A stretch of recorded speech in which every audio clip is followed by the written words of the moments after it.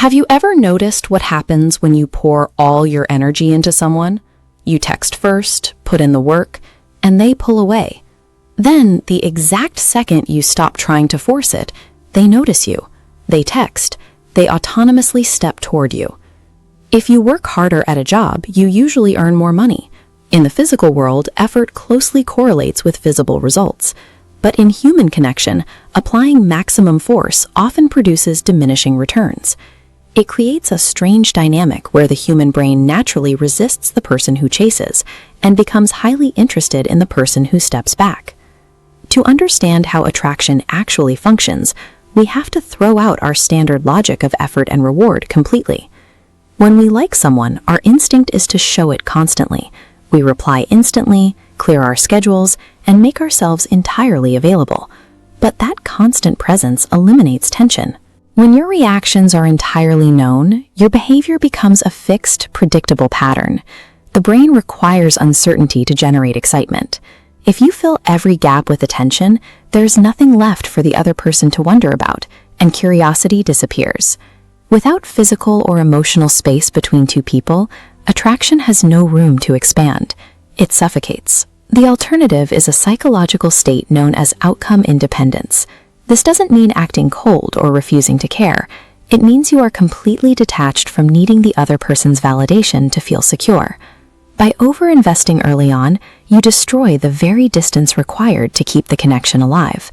Evolution has wired us to scan our social environment and naturally gravitate toward individuals who demonstrate high value.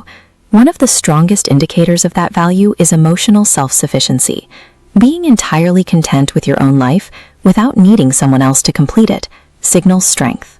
Conversely, when someone exhibits chasing behavior, the observing brain registers a deficit. It assumes the chaser is trying to extract value because they lack it themselves. When you refuse to beg or force a bond, you break the typical human pattern of neediness. To the observer, you immediately register as rare. That independence draws people in because it proves you possess your own worth rather than desperately searching for it in them. The moment you stop trying to dictate how someone else views you, your internal energy shifts. You drop the habit of overthinking every text message and analyzing every slight change in their tone. You settle into a calm, detached presence. There is a quiet confidence in people who accept that they might lose a connection and are completely fine with that outcome.